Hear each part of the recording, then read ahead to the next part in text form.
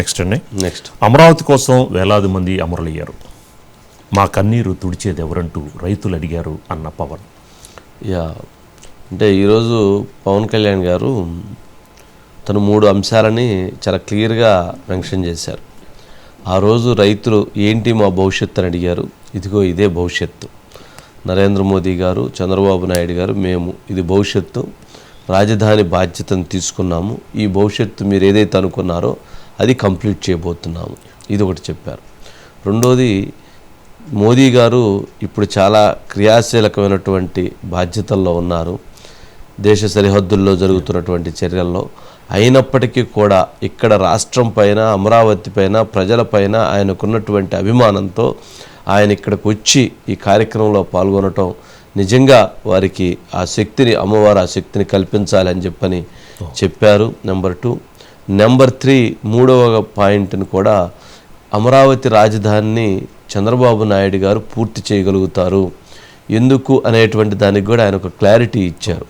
ఎక్కడైతే hitech city రాళ్ళు రప్పల్లో ఒక రాజధాని, ఒక నిర్మాణాన్ని చేపట్టారు, ఆయన ఒక నగరాన్ని సృష్టించారు.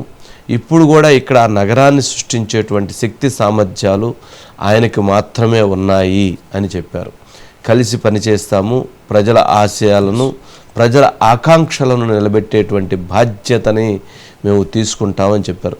కొంచెం ఆయనకి కాఫ్ ఉండటంతో 4 సందర్భాల్లో దగ్గుతా ఆ స్పీచ్ విషయంలో కూడా ఆయన లిమిట్గానే టైం తీసుకున్నారు.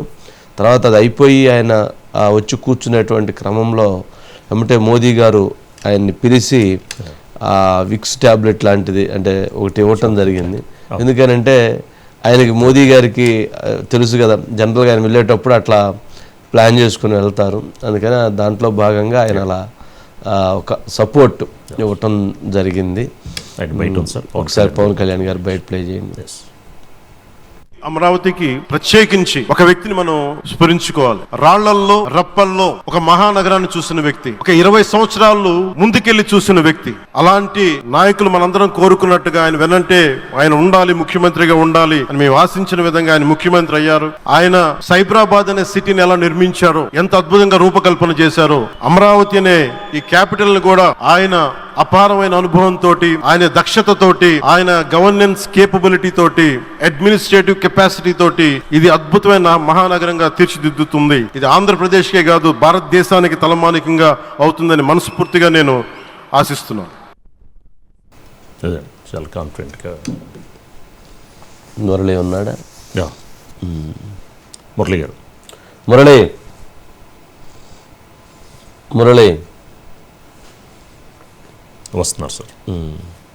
అంటే రైతుల త్యాగాలను మర్చిపోవని చెప్పని రైతుల విషయంలో కూడా ఆయన గత 5 సంవత్సరాల్లో జరిగినటువంటి పోరాటాన్ని, గత 5 సంవత్సరాల్లో గత ప్రభుత్వం చేసినటువంటి సమస్యలను, ఇబ్బందులను కూడా ఆయన పదే పదే చెప్పేటువంటి ఆ అంశాన్ని కూడా గుర్తు చేసి వాళ్ళకి వివరించడం జరిగింది.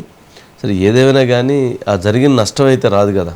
ఇప్పుడు ప్రశ్న ఏంటంటే, గత 5 సంవత్సరాలు జగన్మోహన్ రెడ్డి గారు తీసుకున్న నిర్ణయంతో ఇదంతా ఆగిపోయింది, దీనికి నష్టం ఎవరు బాధ్యత వహిస్తారు అనేది ప్రశ్న కదా. వాళ్ళు 34,000 ఎకరాలు ఇచ్చారు, ఆ 34,000 ఎకరాలు ఇచ్చిన పంట పండించలేదు. అదే కనుక 34,000 ఎకరాల్లో వాళ్ళు 5 సంవత్సరాలు పంట పండించుకుంటే వాళ్ళు తలా ఒక 5 లక్షలు, తలా ఒక 10 లక్షలు సంపాదించుండేటువంటి వాళ్ళు, ఒక ఎకరానికి ఒక 5 లక్షలు అనుకున్నా. మరి ఇప్పుడు ఈ నష్టం అంతా ఎవరు భరాయించాలి? మరి జగన్మోహన్ రెడ్డి గారు భరాయించాలి కదా. మరి ప్రభుత్వం దాని మీద, అదే నేను మొన్న అడిగితే నారాయణ గారు అది స్కిప్ చేశారు కానీ, బట్ అది పాయింట్. ఆ నష్టం 5 సంవత్సరాలు ఆ నష్టాన్ని ఎవరు భరాయించాలి? అసెంబ్లీలో ఆయన ఒప్పుకున్నారు జగన్మోహన్ రెడ్డి గారు. ఒప్పుకున్న జగన్మోహన్ రెడ్డి గారు మళ్ళీ తర్వాత దాన్ని కాదన్నారు. దానివల్ల జరిగిన నష్టం, ఆ నష్టం ఎవరిది? ఎవరు బాధ్యత తీసుకోవాలి? చాలా మంది కూడా ప్రాణాలు కూడా కోల్పోయారు కదా సార్. అదే ప్రాణాలు ఎవరు తీసుకొస్తారు? ప్రాణాలు బాధ్యత వారిదే, నష్టం బాధ్యత వారిదే. వచ్చారు సార్ మురళి గారు. మురళి ఏంటి సభ సంబంధించినటువంటి హైలైట్స్ ఏంటి? పవన్ కళ్యాణ్ గారు స్పీచ్ విషయంలో అంటే పర్టికులర్గా మోదీ గారికి కూడా చాలా క్లియర్గా చెప్పారు, మీరు ఇప్పుడు జరుగుతున్నటువంటి అంశం విషయంలో పూర్తి మద్దతుగా ఉంటామని కూడా తెలియజేసినట్లున్నారు. ఏంటి హైలైట్స్ ఏంటి?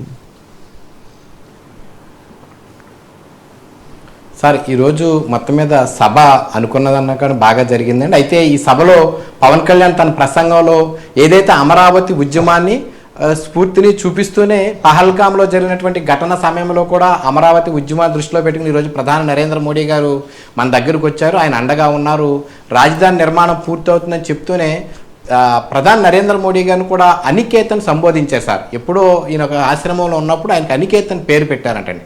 అనికేత్ అంటే కనుక పరమశివుడు, అంటే ఇల్లు లేనివాడు అని పవన్ కళ్యాణ్ ఎవరికీ తెలియని విషయం. ఆ సందర్భంలో మోడీ గారు కూడా పవన్ కళ్యాణ్ వైపు కొంత ఆశ్చర్యంగా చూశారండి.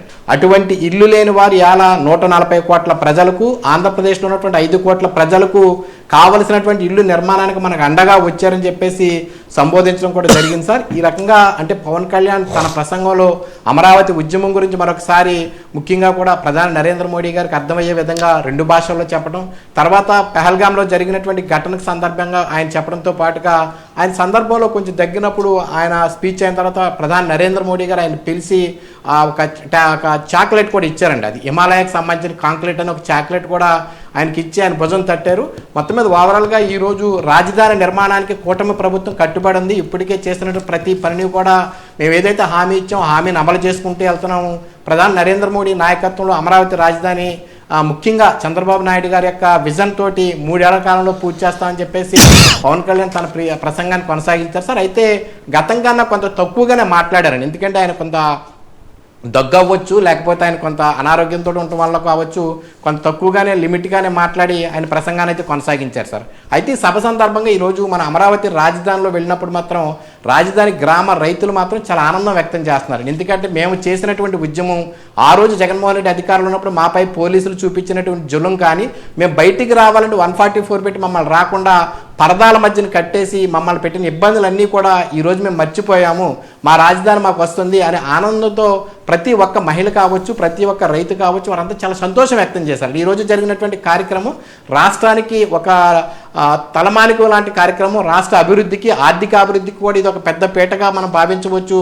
ప్రధాని నరేంద్ర మోడీ స్వయంగా వచ్చి ఈసారి ఆయన శంకుస్థాపన చేయటము, దాదాపుగా 40,000 కోట్ల రూపాయలతో పనులు చేశారు కనుక ఖచ్చితంగా కూడా ప్రతిదీ కూడా కార్యరూపం దాల్చుకుంటుంది. చాలామంది గతంలో మోడీ గారు వచ్చి ఏమీ చేయలేదని విమర్శలు చేస్తున్నారు.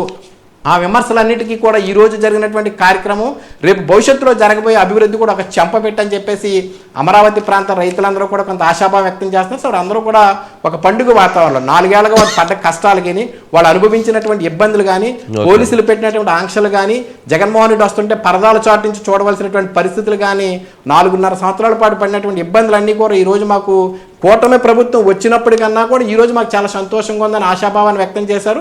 చంద్రబాబు గారి మీద పూర్తి నమ్మకాన్ని కూడా ఉంచుతున్నారండి. ఎందుకంటే గతంలో సైబరాబాద్ నిర్మించినప్పుడు చాలామంది పేర్లు పెట్టారు ఎక్కడో సైబరాబాద్ రాని, కానీ ఈరోజు అదే సైబరాబాద్ హైదరాబాద్కి తలమానికమైంది. ఆ విధంగానే ఆంధ్రప్రదేశ్ అమరావతి పెట్టినప్పుడు చాలా మంది ఆక్షేపించారు. కానీ ఖచ్చితంగా కూడా ఈ అమరావతి అందరూ ఇటు చూసే విధంగా తీర్చిదిద్దుతున్న ఆశాభావాన్ని అయితే రైతులందరూ కూడా వ్యక్తం చేస్తున్న పరిస్థితి కనిపించింది sir. Right Murali, right, thank you.